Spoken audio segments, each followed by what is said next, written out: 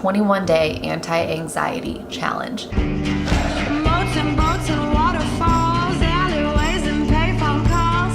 I've been everywhere with you. That's true. Let me come home. Home is wherever I'm with you. Nope, try again. I think the 17th? Oh, my nose is itchy. Brian's checking on the date. 18th. Oh, I'm a day behind. So today is October 18th, 2018. And it was day 1 of my 21-day anti-anxiety challenge. On the internet the other day, I came across a 21-day anti-anxiety challenge. I am a person who likes to challenge myself, but I also need specifics. I can't just say, I'm gonna try to be less anxious, or I'm gonna lose weight, or I'm gonna eat healthier. I need a directive. Like, I need it to be set up in a way easily, beautifully laid out for me. And this challenge that I will link below was laid out in a very easy way. And it also was laid out in a way that it didn't feel like too lofty of a goal, or like doing one little thing every day would take up a lot of time. It felt like something really simple that I could do for myself every day. I'm certainly not suggesting that if you have anxiety, it can be solved with just a daily challenge. That's certainly not what I'm suggesting. But I know for myself that having one little thing that I do for myself every day makes me feel less anxious overall. Today's task, the first task, was to spend 20 minutes outside. It was also my run day, so today I ran outside for about 30 minutes. Did I cheat by counting my 20 minutes outside in the same hand as my 30-minute run? Maybe. So day 1 down, my run today felt nice. I finished listening to an audiobook while I ran. I was kind to myself and let myself take interval breaks of walking when I needed to, and then when I picked back up, I ran a little faster, and I think that was good me time. So I'll be checking in every day, and if not every day, then at least checking in on what and letting you guys know what I did every day. And this is kind of an after the fact, but like I said, I will post it below. So if you're interested in taking this on, you can, and I would love to hear how it worked for you, how it made you feel. If it made you feel overall less anxious, if it made you feel happier, or if it was just nice to have some time for yourself and something specific to do for yourself every single day.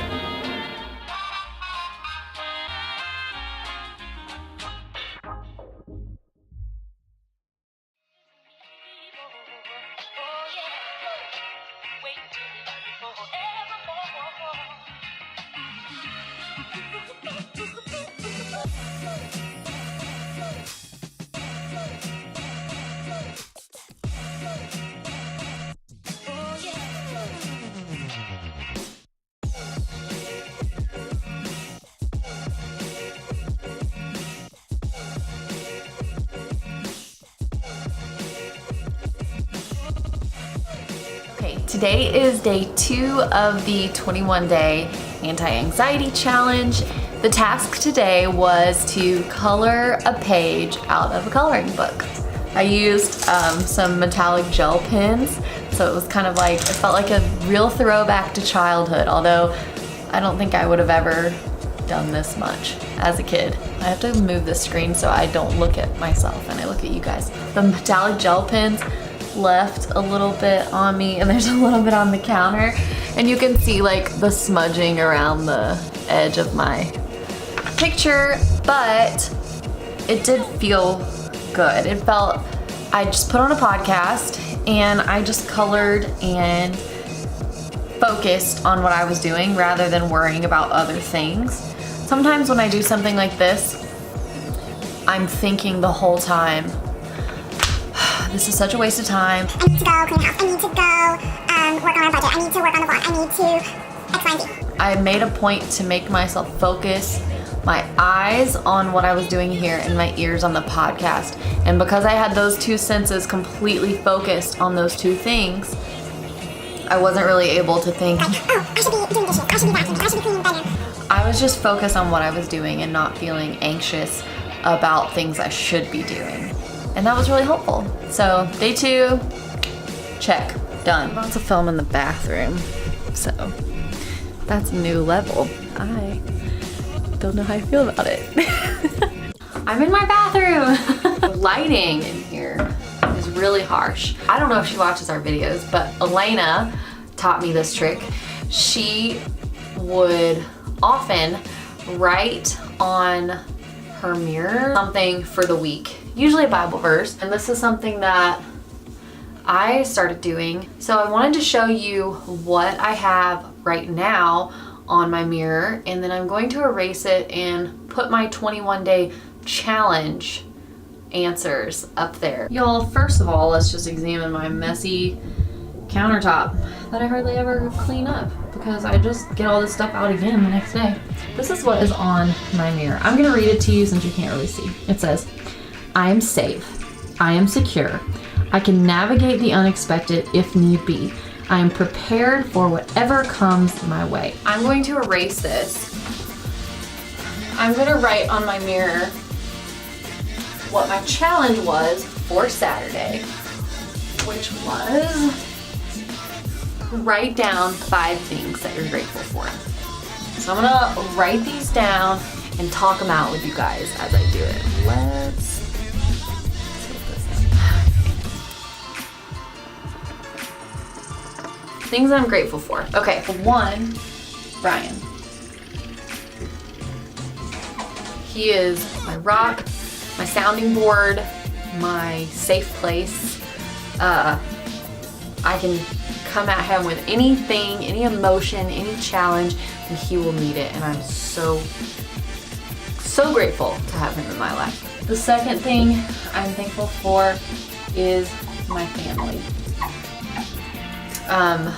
The further away I get from my family, the more I realize that there is nothing more important than family.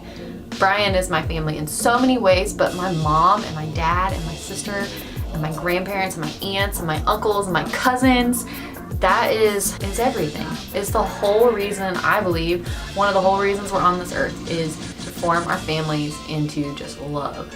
Number 3, I'm going to write my Monday night Bible study. I am super thankful and grateful for my Monday night Bible study. It is a group of women, and we come together once a week for about like 2 or 3 hours, and we laugh together, we cry together, we eat together, we joke on each other, we joke on our husbands, we just wrap each other in love. And that support has been, they're my church right now. I know some of them watch these videos, so I'm thankful. I actually posted this challenge to our Bible study, and so maybe some of them did this along with me or will do it now that they've seen it. 4, I am thankful for opportunity.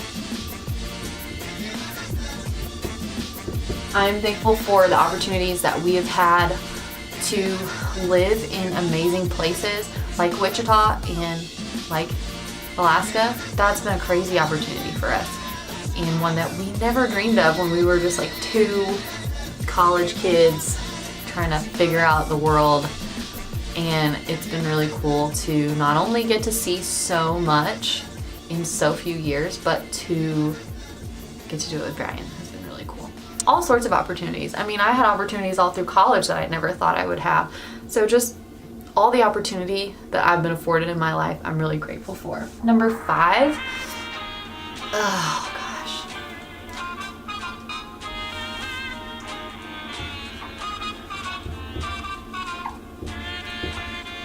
I debated number 5 being thankful for my health, but that seems really small compared to what I actually put as number 5. I'm thankful for nature. I'm thankful for the beauty of the world that I live in, which is kind of a funny thing to say right now because all the trees are bare and there's hardly any wildlife and the grass is dying because it's cold, but it hasn't snowed yet. But the world we live in is so beautiful and I get so many reminders of it all the time. Alaska is so beautiful and Georgia is so beautiful and parts of Kansas were so beautiful and people that I met in Kansas were so beautiful. So I'm just thankful for nature and green grass and beautiful evergreen trees and birch trees in the summer and icicles in the winter and just being a small part of a big, beautiful world. I'm really thankful for that.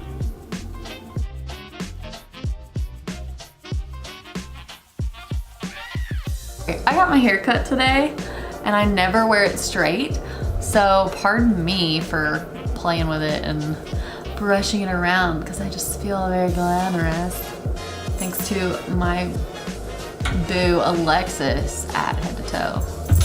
Thanks, friend. Saturday was play loud music and dance. Sunday was get hydrated. So I did not set out like at the beginning of the day. I didn't wake up and say, I'm gonna drink a lot of water today.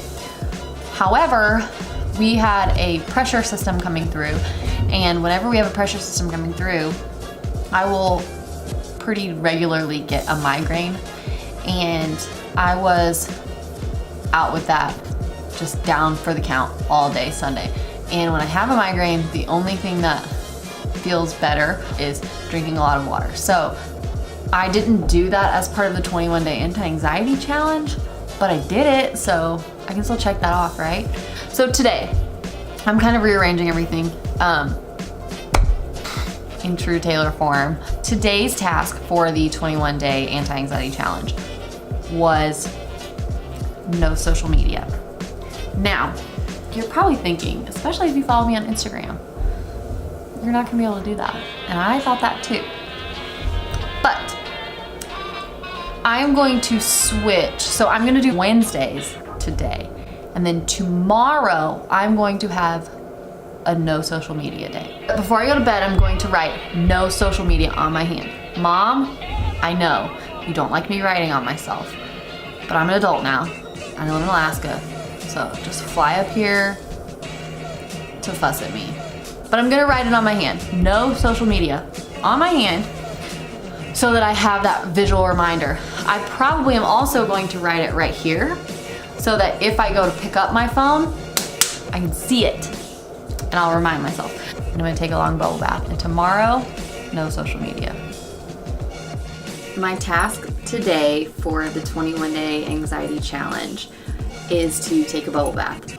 I don't really take bubble baths, but I do take essential oil baths. And I wanted to show you how I do that. Instead of just dropping the oils right into the bath, I like to grab a handful of Epsom salt and I'll put the oils in the Epsom salt in my hand, sprinkle it in the bath and stir it up. The oil that I'm going to use today is called Present Time. Present Time is a blend. It came in my Feelings kit, which is an oil kit that came with a bunch of oils to support your emotions and help you balance your emotions. And a lot of my anxiety stems from me worrying about something that I did or something that I'm going to do. And so I thought this would be the perfect oil for this challenge because of the name, Present Time. So live in the moment and think about what's going on right now and what you can control right now instead of being stressed out about the future and feeling anxious about what is coming. So I'm going to take a bath now. Good night. Wednesday, I did no social media for a day. I don't know if it helped my anxiety, but it was nice to not feel like a slave to social media, and that's something I want to try more, maybe starting out one day a month not using social media, and then I don't know, from then on maybe more and more, because it can be a little all-consuming, so it's good to take a break every now and then. Thursdays was go to bed early, We didn't really do that because we were celebrating our anniversary, and so we stayed out a little later than usual. Friday was cardio, and I ran on Friday. Sunday was 10 minutes of meditation. I didn't do that, and I switched it to today. Did my own little version of meditation by just spending time reading my Bible and studying and getting ready for my Bible study that I have tonight. Start your vitamin D. I started taking my vitamin D and sitting next to the happy light now that it's getting a little bit darker. I think sunrise today was 9:30 and sunset's 5:30. So as it's starting to get darker, I'm adjusting and taking vitamin D and sitting by the happy light so I can get those rays. The actual task for today was to snuggle my pets, and I haven't done that yet, but that's something I do every day, and it always makes me feel better. So, good morning. I wanted to sit down today to talk to you about 2 of the tasks that have been on my 21-day anti-anxiety challenge. The first one is meditate. I attempted to download an app to do this to help me kind of direct my mind and focus on what I wanted to meditate on. So basically what I've been doing is when I do my daily devotion, when I start, have some quiet, maybe not 10 full minutes, maybe not even 5 full minutes, but just sit quietly, close my eyes, maybe think about something that has been on my heart, or a friend that's going through a hard time, or a particular verse that sticks out to me. And I tried to meditate on that because that works for me. I've also been, of course, I listen to a ton of podcasts, and when I listen to a podcast, I try to, if I hear something really good, or if I hear something that I want to stick with me, I'll usually pause it, I'll really think about it, I'll repeat it out loud to myself, I might write it down, and then later go back and meditate on it in that way. So that's another kind of way I've flipped that task to make it my own. Another task on the 21-day anti-anxiety challenge was to make a relaxing essential oil blend, and I'm choosing to do it in a roller form. I like to apply essential oils topically as well as diffuse them. I feel like diffusing them in the air not only makes your house smell good, but it also, you're getting those that aromatherapy from the scents of the oils. But also, I find that applying them topically for me helps them get into my system faster, and I get the effect that I'm looking for more quickly. So now I'm going to show you how to make a relaxing roller using essential oils. So the first thing you're gonna need is obviously a roller bottle. It was one of these, but washed it out. I took the label off, and now I'm gonna use it as a roller. I like to reuse these. There's a ton, if you don't have these already emptied out, there's a ton you can buy on Amazon and Etsy, but I just like to reuse these guys because I already have them. The next thing you're going to need is a carrier oil. Young Living has several different kinds of this. I like V6 because it's just pretty basic. I have one upstairs called Dragon Time that I use when I'm feeling particularly hormonal, or if I'm using for an oiler, a roller that I'm gonna make for having cramps or hormonal support or something like that. So you need one of these guys. You need a rollerball lid. If you buy these on Amazon or Etsy, it'll probably come with that. You're going to need a carrier oil. You can also use almond oil, which you can really buy anywhere, or fractionated coconut oil, or really any sort of liquidy oil. Coconut oil, you have to make sure you get fractionated, because if you don't, then it's going to be, it's gonna solidify, and you don't want that. Okay, for this roller, I'm going to go grab 2 more of my oils. Hold that thought. So you can make all sorts of variations of this. I'm trying to make it so that it's relaxing to me and not that it puts me to sleep. So you kind of have to know your body and what your body, how your body responds to certain oils. So I know which ones like knock me out immediately, and I'm avoiding those in this blend. Obviously, a very calming one, lavender, orange. A lot of people think of citrus as something that wakes up your brain, and that's true. Orange can also be very calming, and it can help you settle down as well, especially depending on what you blend it with. Cedarwood, this is an oil I use a lot. but it's not my favorite smell. You have to put it with things. It's really great. This and lavender, it'll knock you out and make you sleep really good. And of course, frankincense. Gotta use that. This one's a great one. So what we're gonna do is we're going to add 3 drops of lavender,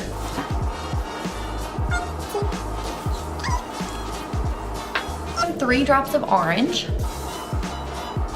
My orange comes out really fast, so I have to watch it.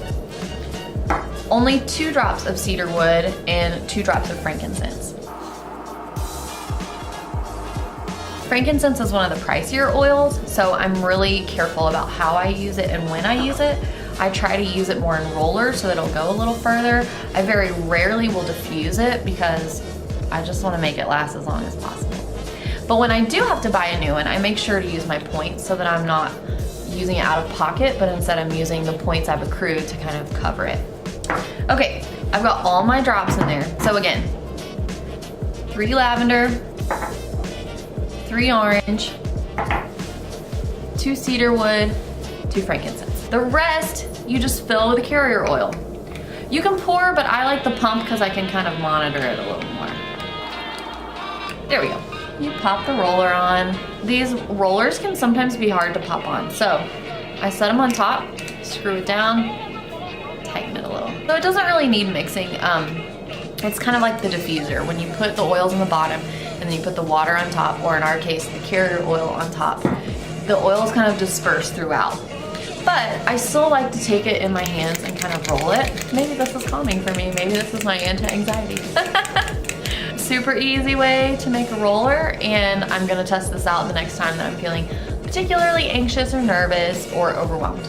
Another task on my 21-day anti-anxiety challenge was to make a list of my anxieties.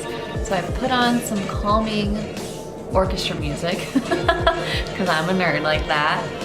And I'm going to make a list. And I'm not going to share all of them with you, but I might share a few.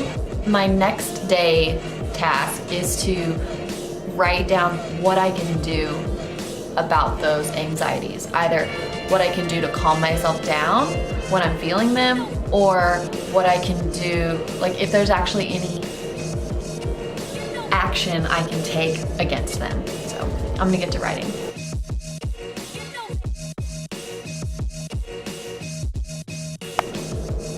Okay, here is my list. I don't want to share what it says. There is one specific thing lately that's been the source of a majority of my anxiety, but I don't feel comfortable sharing that just yet. It's very personal.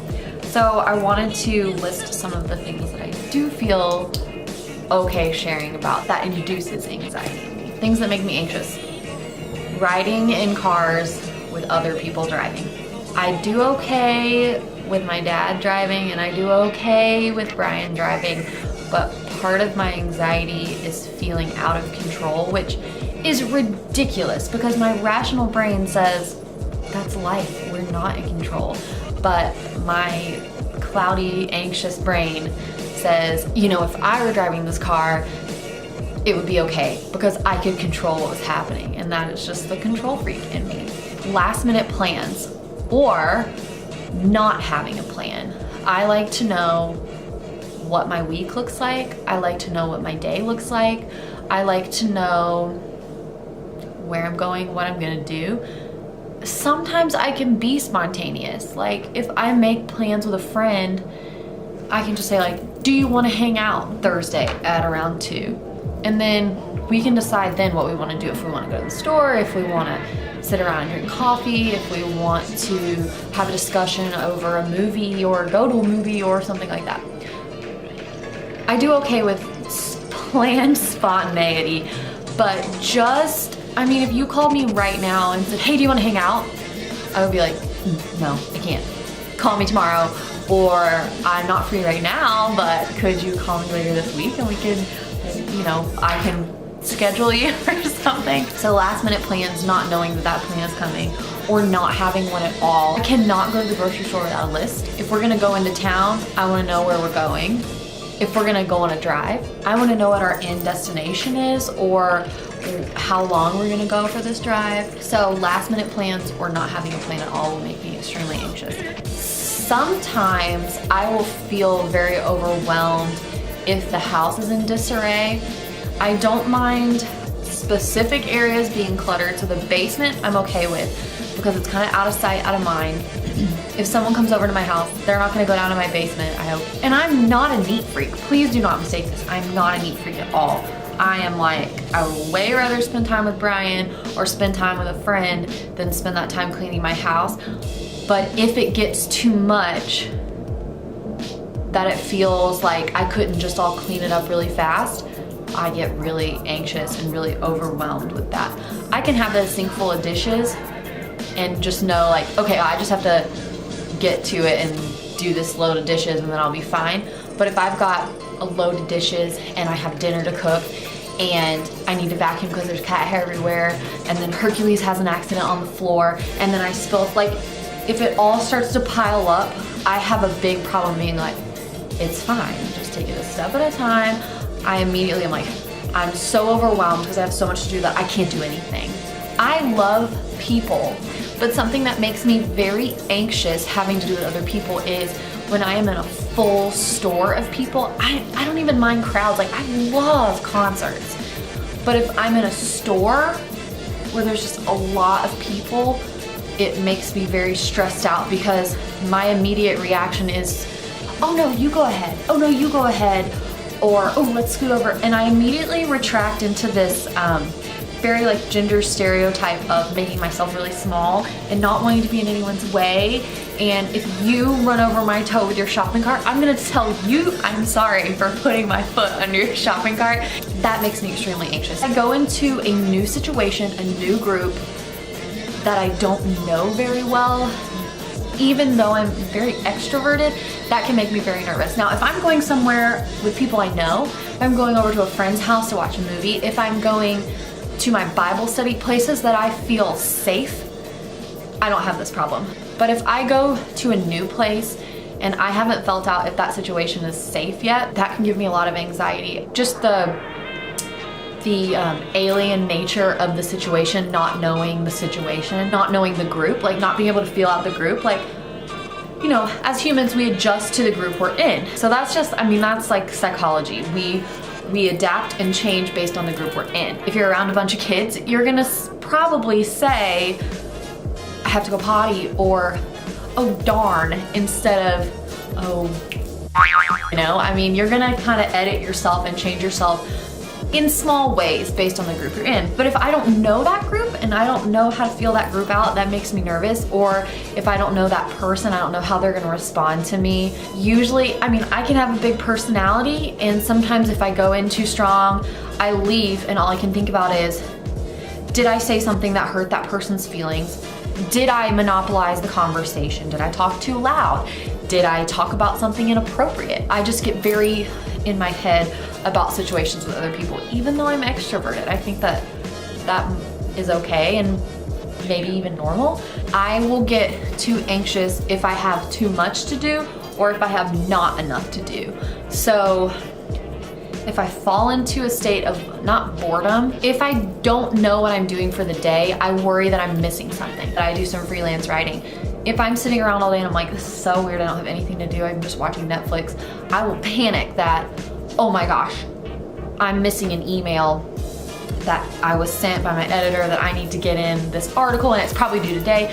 And I will spend an hour combing through my emails to see if that's true, if I did miss something. That will just make me feel very anxious and make me feel very panicked. Also, if I have too much to do, or I have a really hard time telling people no. If you ask me to help, I'm gonna try to help. Sometimes I feel like, well, I do feel like I'm bad at saying no. If I feel like I have a lot to do, I'll get very overwhelmed, but I do feel the pressure of like, I committed to this, so I need to make it happen. Another thing, I just thought of this, I didn't actually write this on my list, but I will. Movies where everything is going wrong. I'm trying to think of examples like Mr. Bean. Oh, Brian and I just watched An American Tale, you know, the little Five-O the Mouth, a kid's movie, And I remember, I know I watched it as a kid, but I don't remember it. But watching it as an adult, I remember thinking, I didn't know. I couldn't like put my finger on anxiety as a kid, but that movie would have given me anxiety as a kid and gave me anxiety as an adult because it was just like one bad thing happening after another. Fievel would be walking over this little bridge, and under the bridge, his family, which he's looking for the whole movie, would walk underneath, and Brian could just be like, oh man, and brush it off. But for me, I'm like, ugh, like breaking out in the hives. It's making me so nervous and so anxious and so worked up. It's a cartoon mouse, okay? The mouse is talking to cats and pigeons and other mice. Like, come on, it's not a real situation. But when my anxiety kicks in, my brain,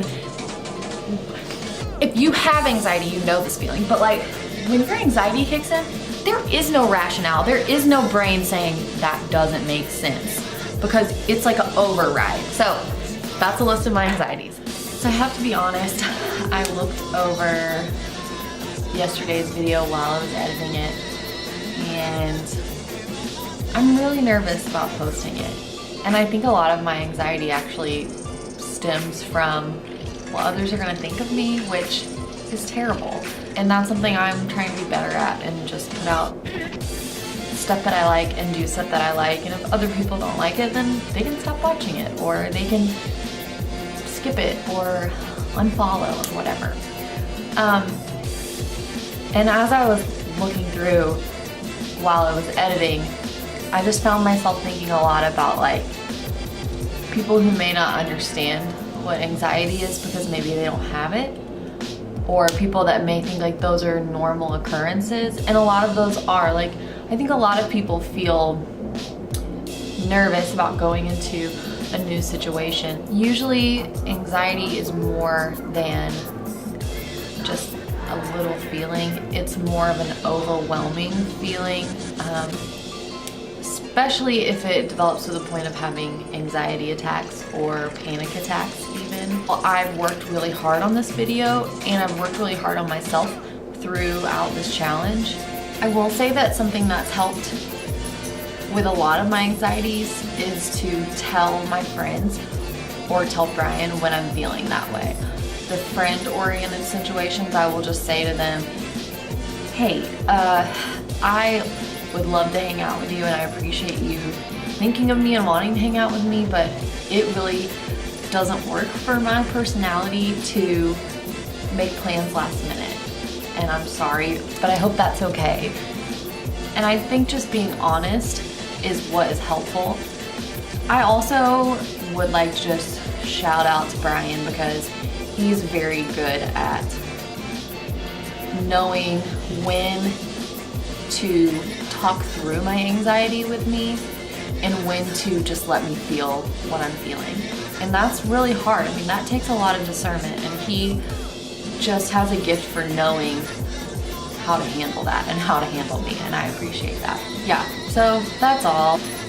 I feel like I'm being very vulnerable with this video and sharing a big part of me, a part of me that I've always worked hard to cope with inside and not put it out on other people, and a part of me that maybe is not my favorite part of me, but it's something that is a part of my life. And I know that it's a part of a lot of people's lives. And I just wanted to make this video doing this challenge in hopes that maybe it will help others.